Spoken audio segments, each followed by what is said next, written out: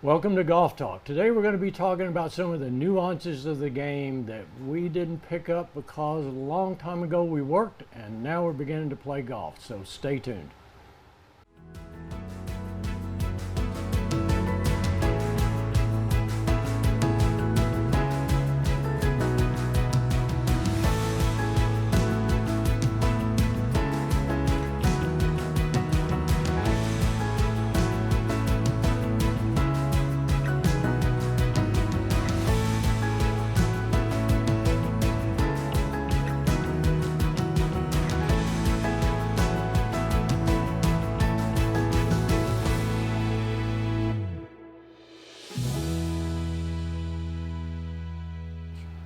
Welcome back, guys. Thanks, Pat. I'm going to mix it up some today. Okay.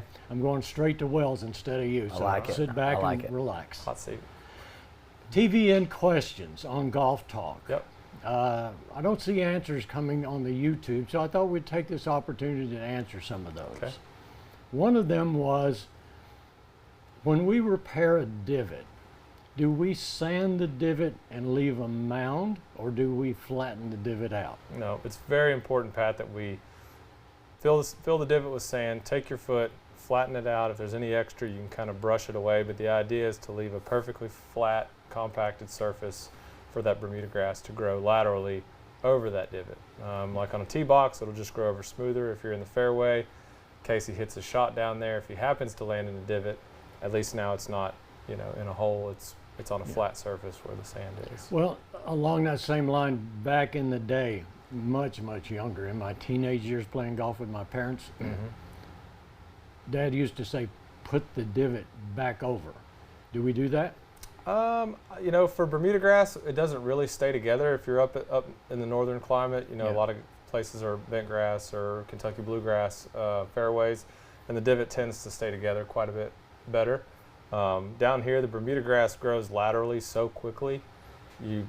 If you take a huge chunk, sure, you can put it back. Yeah. But a lot of times the divot almost just kind of explodes. Yeah, right. And it's going to grow back laterally than it would if you just place that grass right back on Okay, top. very good. Yep. And So, I'm sorry. Go. sorry, and I didn't say this earlier, but another thing about flattening and smoothing your divot out is it helps our mowers.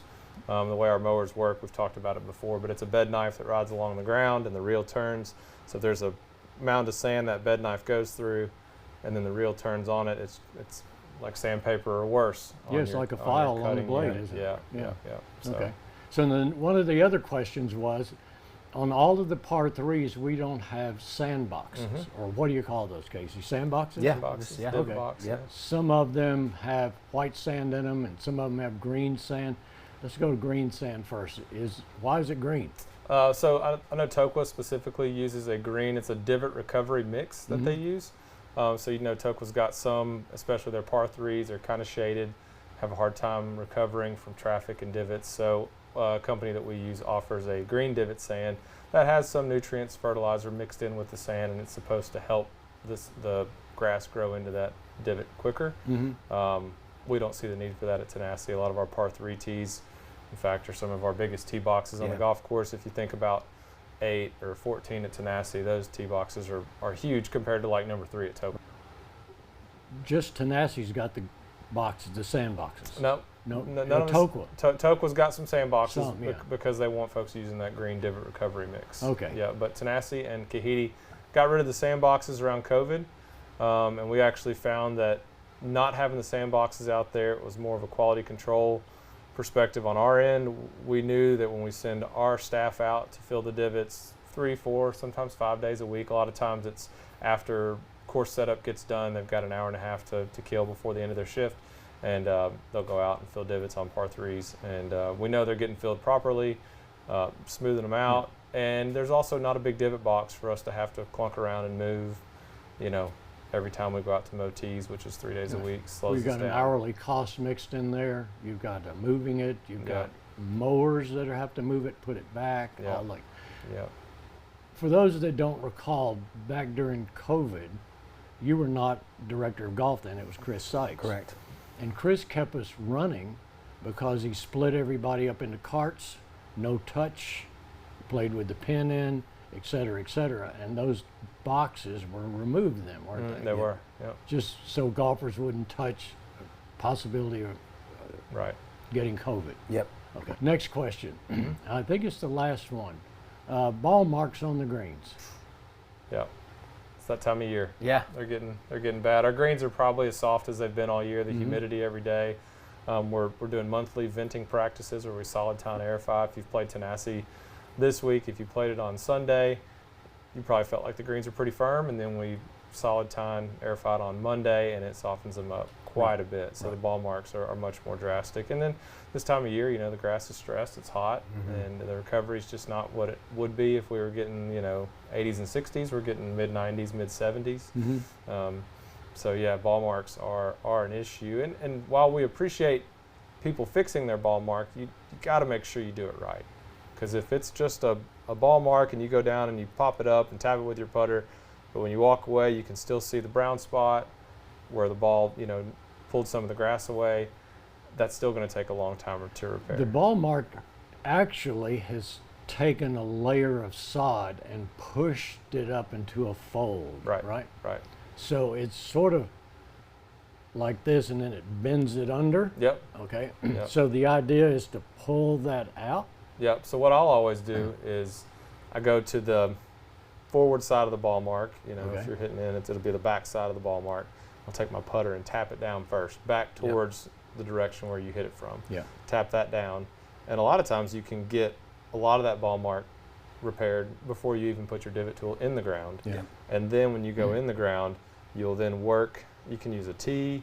You don't have to have a nice fancy ball mark tool, although we do sell them in the golf shop. They're pretty nice. But you know, just remember to work that in towards the middle of that remaining divot or ball mark. And the idea is when you're done, it looks like it was never there. Yeah. And you, in an earlier video, maybe 2 or 3 months ago, we talked about the healing process of a non-repaired versus repaired ball mark. Can you update us on that? Yeah, I mean, I would say a completely unrepaired ball mark could take 3 weeks to grow in. You know, you've not only got to grow that grass back in that was pushed out, but you know, you got to smooth that hole back out as well. Now, a ball mark that was improperly repaired, although it was still repaired, that's going to take a couple weeks as well. But if you do it correctly, ideally, you don't see it when you walk away. You certainly don't see it the next time you play, or you know, within a day or two. Right. Yeah.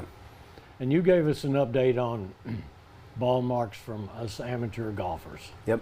What happens to most golfers, and where are the ball marks?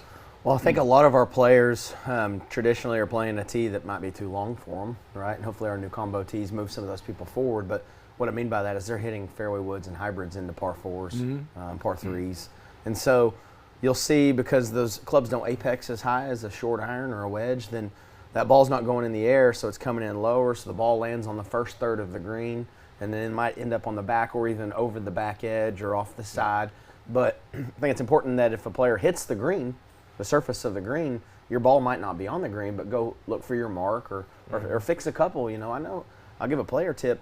If I have a 12-footer, I'm fixing every ball mark in the way from me to that 12-footer. Every spike mark and every ball mark, it's legal for me to fix now.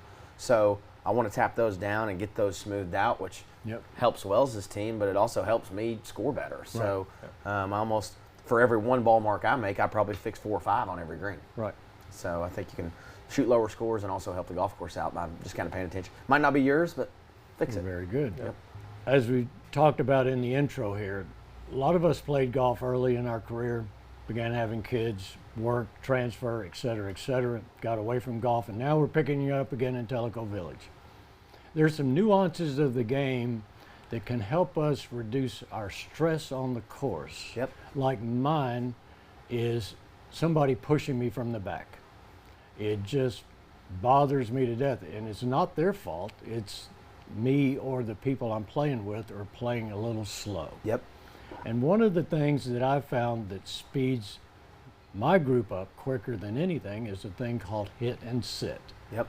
You know what I mean? Yeah, absolutely. Can you describe it to us? Yeah, sure. So I think that what I see is people, first to touch on your first point, is people try to, especially if you come out and warn somebody, just a friendly, hey, just pick it up a little bit, you're falling behind pace, and you say, well, nobody's waiting on us. It's not that. It's keep up with the group in front of you. Right. Don't try to stay in front of the group that's behind you, right? So, but the hit and sit, I think that if you are ready and there's nobody in your way, let it eat, right? It's time to hit it, because I think that a lot of players just kind of spend a lot of time standing around, to be fair. I mean, if the three of us are playing golf and you're 10 yards behind me, I'm already rangefinder. If it was cart path only and I saw the 150 yards marker, I'm taking my 3 clubs that are somewhere around that 140, 150, 160 range out there with me. I shoot it, throw a couple clubs down, practice swing, and we go. And I mean, by the time your ball lands, I'm in there and I'm ready to go. And then with the nuances of the game, us 3 are playing together. Wells is over there. Apparently he's closer. He outdrove both of us because he's big and strong. That's right. And then I'm a little bit ahead of you because I hit a tree and bounced in front of you. So it's, not better. But I'm shooting the distance, taking this practice swing, and as soon as you hit, I'm stepping into the ball to hit. Absolutely. And he's doing the same thing. Yeah, and on the putting green is where I see it the most. People are not ready to play, and it's, oh man, it's my turn now. And now they start reading the green. Right. Do all that. Read the green while you're walking up. Do it while Wells is putting, while you're putting, and then all of a sudden I'm ready to play when it's my turn. Now the viewers are obviously confused now because we were talking hit and sit and now we're talking something else. So let's get back to this hit and sit. And my biggest area that I see is we leave the putting green, we all 3 walk back to our golf carts, we sit there and write the scores down. We put our clubs back in the bag, we change out golf balls. I need a new tee, so I do it all right there, and the people that are 100 yards behind me are waiting. So there is a delay. For sure. And that delay happens at the next tee box. Or the next shot. So I can get in a golf cart with a 5-iron and sit down and you drive, and then when you're getting ready to hit, I put my club away. Yeah, absolutely. It's a process. I mean, I always write scores at the next tee while other people are hitting, and I've already hit, or if I'm waiting to hit, I'm writing scores, right? But I know in my mind when it's my turn and being ready to play. And, I think that a lot of times I see 2 people get in the cart when one person is 10 yards short of the green. They could have just got out, walked to the front end, 10 yards short of the green, hit the pitch shot, walked up there with their putter and their wedge that they were going to chip with. And just little nuances like you're saying, 2 minutes a hole, and all of a sudden you play 18 holes, there's 36 minutes. And this is not a right or wrong. No, this is definitely just not. developing a routine and a habit that will keep you moving along. So that, in my case, I don't like to see people pressing me. And what you said, I definitely don't want to hear a guy go, hey, speed it up there. Definitely don't want that. And then my responsibility is keep up with the group in front. That's right. And if you play in a group where around the hole seems to take longer because everybody's having to make their putts, then come play in my group, because we get pretty lenient on the gimmies, and that helps the pace of play a little bit. So. Cart path only is probably 25 minutes per round. Just the walking alone, getting out there, bad hip, bad knee, whatever it may be, and having to walk out there. But I think that's, again, don't walk out there, get your yardage, and then walk back to the cart. Take Bracket your the clubs with you. Yes, absolutely. Absolutely. Sometimes when I don't know and I'm on the other side of the hole and it's cart path only, I'll just take my bag off and take it with me and just walk the rest of the hole, just because I know I'm going to be down the right side anyways, because I always hit it to the right. I think, there's a lot of us that aren't going to do that. We have these massive bags and all that kind of stuff, and we're, looking at me, you just don't want to carry that thing the next 150 yards. But I see a lot of ladies carry these small little bags. The little carry bags. Those are neat. They can bracket their shots and carry that, and they're only carrying 3 or 4 clubs. A lot of times I see them even throw the putter in because they've got a high probability of getting on the green. So I hit into number 2 at Tanasi. Long shot, and I get really lucky, and my ball rolls right up to the front edge of the green. Hooray for me, I'm on in 2. I see that I've got a chip, pins on the back left, so I take my pitching wedge and I chip up there, I lay the pitching wedge down, I walk up, I putt, and then I walk to the cart, which is now on the back left of the green, and I forgot what? Your pitching wedge on the front edge. So now I've got to go back and get it. I'll always lay the club I chip with or pitch with, I'll lay that. I always think of And if I'm walking, same thing. I always put my bag in line to where I have to go next. Right. And that would be either the cart or the next tee. Right. Right? So I don't want to backtrack my steps. I want to have that club. Sometimes just lay it right next to where my ball is if I'm not in anybody's way. Right. So, yeah, that's a good point as well. So again, these are little things, whether it's 30 seconds a shot, a minute a shot, or maybe even 2 minutes on a cart path only day. Over 18 holes, over 4 people in a group, it adds up to a lot. It does. It does. And we're all flitting, is my favorite word, from one fun event to the next. Yep. And you really don't want to make the wife mad because you can't get to the theater on time because it took you 2 more hours to play. That's right. That's right. And one slow group slows the whole golf course down. Right. So just want everybody to enjoy their time and speed up the game. It's too hot to take too long. Yeah. Right. This could go to both of you because Wells, you probably see it in your course of going around the courses all the time. But I saw something the other day at Tanasi. It was like in the middle of the course. Somebody hit a ball into the high grass. I walk over, I look, and I find a range ball. And it reminded me of a story that I wanted to tell you. And the story is back in the day, it had to be in 1990, 92, maybe even 89. I lived in Franklin, Tennessee, and one of my buddies that I worked with, we used to play golf on Saturdays, and he bought a brand new set of, you remember the tailor-made burner bubble? Bubble shafts, yep. Yeah, boy, they were expensive. They were top of the line. He was so proud of those. And we got to the first tee, and he reached in his bag with his brand new tailor-made burner bubble driver, and he teed up a range ball. Oh my gosh. And we laughed and laughed. And his philosophy was, I'm not going to lose my clubs, but I can lose my balls. Yep. So I'm going to play with range balls. It makes me cringe. I mean, it goes on here. Oh yeah. Right. absolutely, and too much. If I'm being honest, too much. Adam Jacob, head pro at Toqua, sent me a text message 3 or 4 weeks ago. He said, "You're never going to believe this." I said, "What do you got?" And he sent me a picture, and someone had taken an alignment tool that you put the golf ball in and draw Sharpies, and they had drawn a line on the range ball. And so they're actually playing and lining up the range ball. If you're taking it serious enough to draw a line on it, then you take it serious enough to play a premium golf ball, right, or a better golf ball. A range ball is probably going to fly 8 to 10% less. Yeah. So you're killing yourself. You're taking 15 yards away from your driver just by teeing it up. Not to mention, at some point, if you're stealing range balls, taking them away from the range, we don't want players to take baskets from the range or our range balls from the range. Because at the end of the day, we want to keep range ball costs down, but the more those range balls and those baskets start to disappear, the higher our costs are and the higher that goes to the consumer. Yeah, and I could take a range ball or 3 range balls home. I could take a basket home. Man, those baskets are cool for working in the garden and pulling up weeds and throwing them in there. Yep. But then I get to thinking, who's paying for it? Yep. All of us golfers are. That's right. Yep. I've seen it with my own eyes, and other professionals, we talk about it.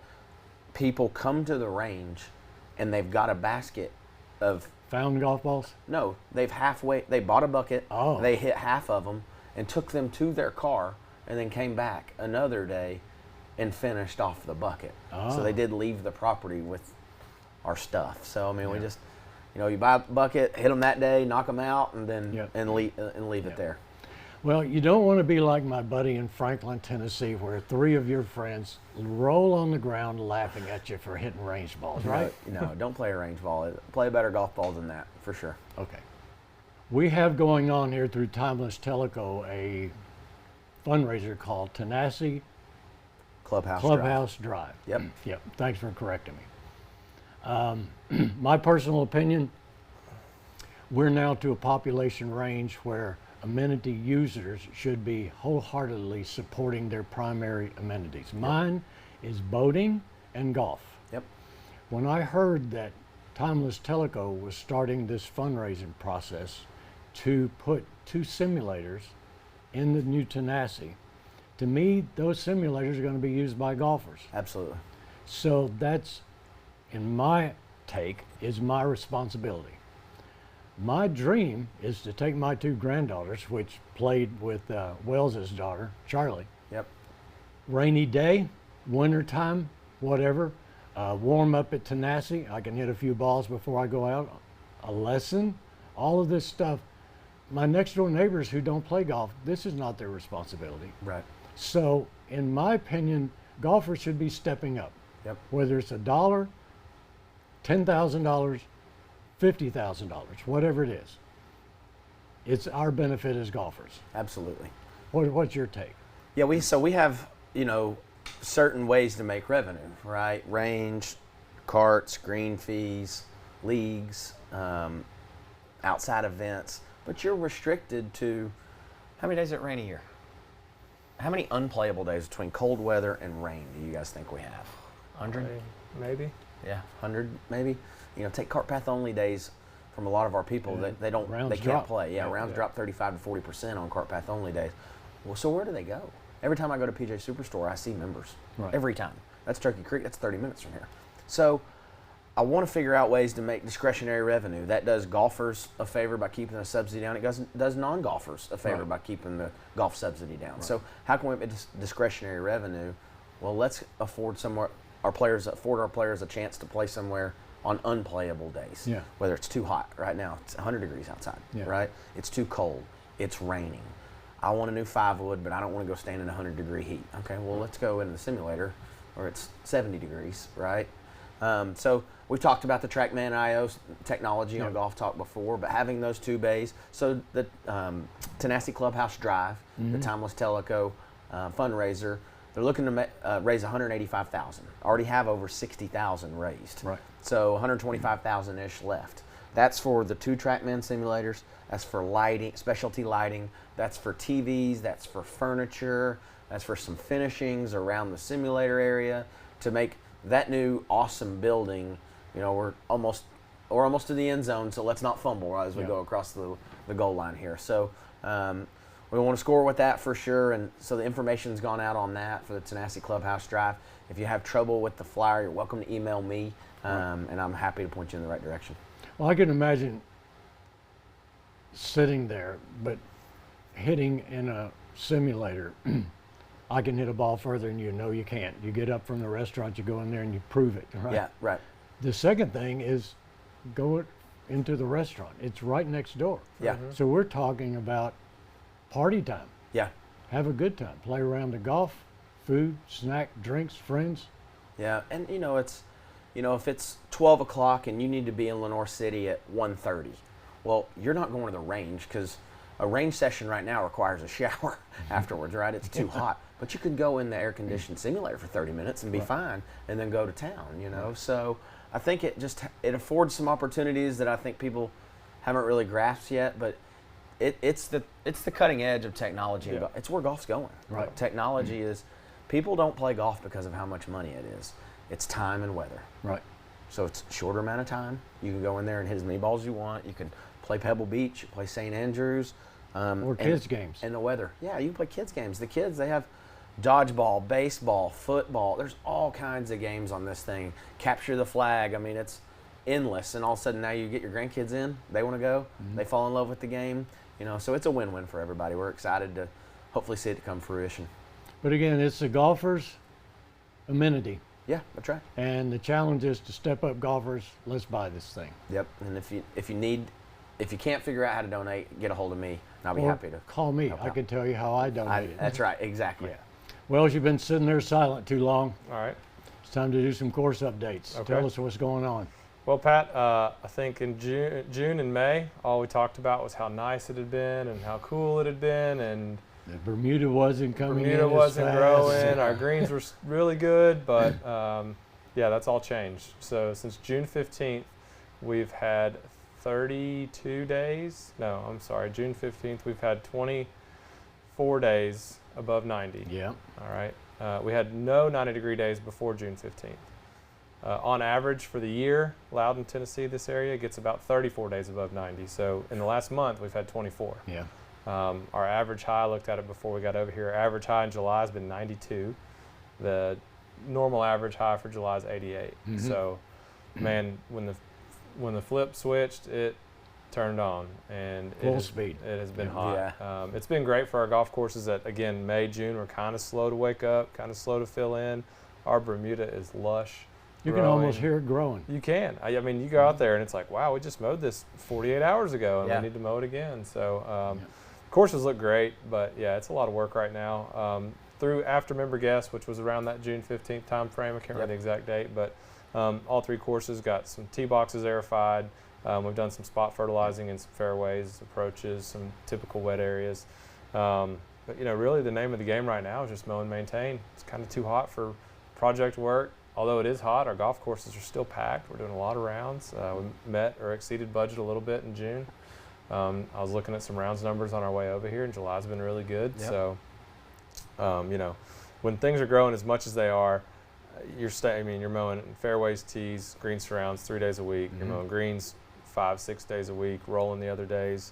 You're always weed eating, trimming, you know, fly mowing bunkers, edging. I mean, everything's growing. So it's all we can do just to keep up. And then, you know, when things do grow this much, and you do mow, you're still leaving clippings around the golf course, and that's mine, Jordan, and John's like pet peeves are, you know, you get the golf course mowed out, but there's clippings everywhere. It's not a good look. So it keeps us busy right now, and yeah, we're just kind of looking forward to the fall. And you know, for us in this area, we always feel like our greens start to improve or kind of recover from the dog days of summer around August 15th, August 20th. So we've got about a month left.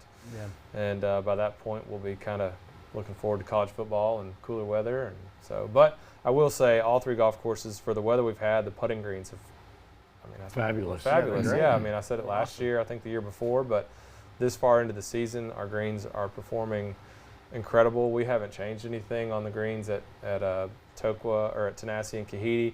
Tokwa's made a couple height adjustments, just kind of surrounding some tournaments and golf camp and some traffic where they're having to recover from. But I mean, we're still maintaining our greens, focused on speed, and we're checking them every day. Myself, Jake Dumond at Tenasseee, the assistant superintendent, John and Drew at Tokwa, and Jordan and Josh at Kahiti are on every green every day, sometimes twice a day, and you know, monitoring the health and the playability. And as long as health looks good, then we continue to focus on playability. If this hot weather continues and the health kind of decreases, then we're not going to focus on playability as much. We're going to focus on making it through. And at that point, excuse me, at that point, you let the grass grow a little taller? Yeah, we changed our mower setup a little bit. We can change the attitude on our bed knife, which, you know, the attitude is like the downward angle of your bed knife. So if you flatten it out a little bit, it'll allow your effective height of cut to be a little bit higher. We can raise them up, even if you're going from 0.115 of an inch to 0.125 or 0.13. That can drastically change the health of your grass. And then if you go from a grooved front roller to a smooth front roller, that'll also effectively change the height of your effective cut. So right now at Tenasseee with grooved rollers, our setting is 0.115, so less than 1/8 of an inch. But if we put a prism gauge on it, it's a really neat little tool, prism gauge, where you can put it down on the grass, and it's got a graph and a mirror where you can look down and read it almost to the exact actual height of cut. It's really closer to 0.105 with a grooved roller. Whereas if you put a smooth roller on at 0.115, your effective height of cut will be pretty close to that 0.115. So if it keeps getting hot like this and it keeps dry, and again you're spritzing the greens, tell us golfers why you want the grass to be a little taller. Well, a little bit more leaf tissue allows for the plant to photosynthesize a little more efficiently. Right. And it might not sound like a whole lot of a difference going up 1/100th or even 1,000th of an inch, you know, but it definitely makes a difference. I mean, you think of the width of or the thickness of a dime. Yeah. That's essentially how tall our leaf blade is on the green. It's very, very short. So, you know, we just kind of monitor it, and really the dry weather's been good. I would rather it be really dry and hot than well, you wet control and hot. water then. Yeah, we can control the water every day. We're checking greens moisture every morning.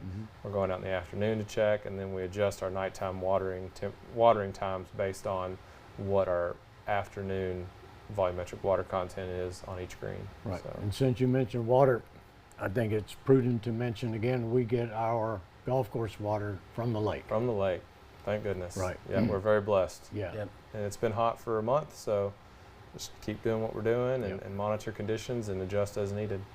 I'll tell you guys how much us golfers appreciate it. I appreciate Stay it. cool. Yep. Be healthy. Don't get too hot, guys. That's right. Casey, back to you. Okay. Update us on the calendar, and why don't you tell us about the rounds we played so far this year?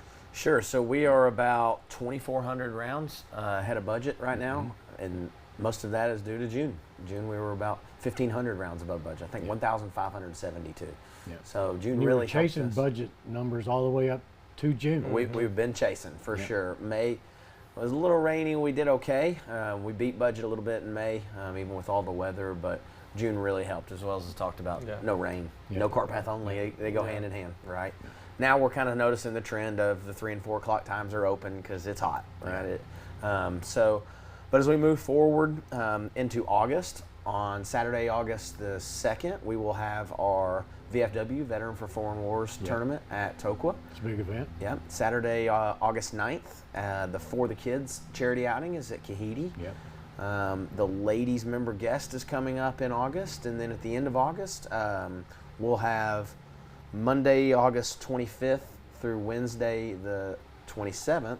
We're hosting the Tennessee section PGA Professional Championship. Oh, outstanding. So that is working professionals that they're not full-time players, Yeah. right? They service a membership, whether that's in a director of golf, head professional, assistant professional, Folks or like you. a teacher, Yeah. whatever capacity they're in. But yeah, like myself and Adam, Lucas, our PGA members will be eligible to play in that. And so the top 4 or 5 pros from that event will qualify for the national championship that's in Bandon Dunes in Oregon next year. And then the top 20 from Bandon Dunes go to the DPGA championship. Yeah. So it's a great way as a PGA professional to play in your state championship, have a chance to go to a national event, and see where your game stacks up. So Well, it'd also be nice as a golfer to go out and watch these guys. absolutely, there's not a spectator policy, so they're welcome to come. The only thing I would ask, if you come out, just if you come watch myself, Lucas, whoever you're coming to watch, just be courteous of it. We don't mind; it won't bother us, but be courteous of who we're playing with. We don't want to carts moving. Wait till everybody hits to move. Like you were at a tournament. Yeah, exactly. So, but we're looking forward to it, and I know Jordan will rise to the occasion at Kahidi, and the golf course will be great. And he's already telling me the greens might be a little fast. I might lose my advantage, right? But no, we're looking forward to hosting and showing what Telco Village is. So Okay. We just had a great week, my wife and I. we did. Had an outstanding week. We had 2 of our granddaughters from Alabama come up here. Last year they took up golf at golf camp. They could not wait 12 months to come back. They met Wells's daughter, Charlie, Yep. developed a good friendship, and had the time of their life. Yep. Tell us about golf camp, what all you do. Sure. Golf camp was July 7th through the 11th. So there were 62 kids here this year, and there's sessions. There's 3 sessions that are about an hour and 15 minutes long.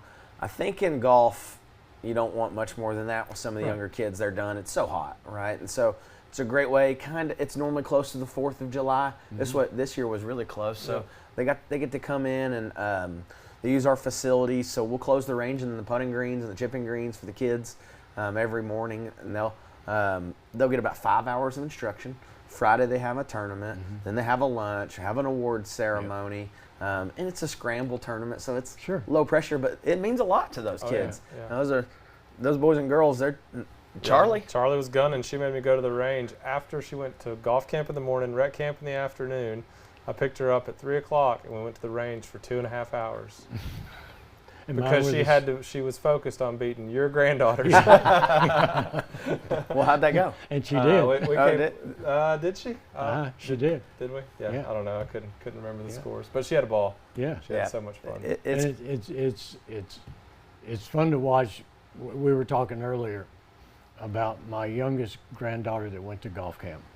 Takes a very nice slow backswing, and she is a powerhouse coming through the ball so hard it spins her around. Yep. It's just hilarious to watch, and she has such a good time doing it. Yeah, I love that week, and probably 8 or 9 years ago, I could tell that the young lady, she was probably 7. I could tell it was not her idea that she was there, right? It was not her intention to be there, and she didn't want anything to do with it.